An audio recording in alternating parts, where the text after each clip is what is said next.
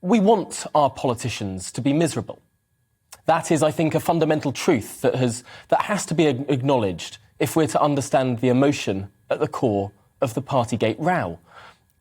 No one cares if ministers and advisers were in rooms together in number 10. We care if they were having fun. No one cares about officials having discussions about vaccine logistics or how to avoid mass unemployment. We care if there was warm wine or M&S cake there at the same time.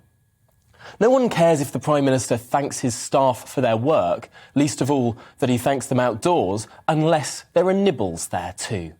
At the core of this whole saga is a puritanical story. Politicians and their advisers may gather as long as they did so in a fundamentally miserable way. To some extent, it's cathartic to demand morose politicians. After all, they're the people who design the regulations that govern our lives, not just in a pandemic, but beyond that realm too. The restrictions on how businesses can operate, from staffing ratios to opening hours to health and safety. Perhaps it's time to stop calling these everyday peacetime rules set by government regulations and start calling them restrictions too. Politicians, after all, ordinarily do little else than invent new ways to restrict our liberty and our income.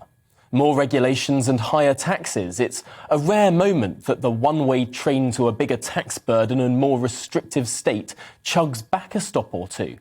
And even on those vanishingly rare occasions we see it rolling back, it does not take long for the brakes to screech on, the reverse gear to dislodge, and the huffing great locomotives of state power to plough ever further forward into our lives.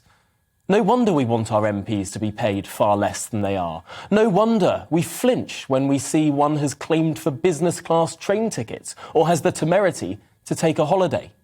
No wonder we convulse at the idea of number 10 Downing Street being spruced up, or that the government of the United Kingdom might have its own aeroplane that's not also shared by the royal family and the RAF. No, to us Brits, politicians in their own lives must be sullen, sad and sober. The idea that a politician, let alone a Prime Minister, might have anything close to a moment of downtime is fundamentally anathema to us. So let's set aside the epidemiology, as so many have done for so much of this pandemic. Let's set aside even the dark, often fatal crime of hypocrisy. Ultimately, perhaps, what has alighted the nation quite so much is the agonising, terrible, squirm-inducing notion that politicians might be having fun.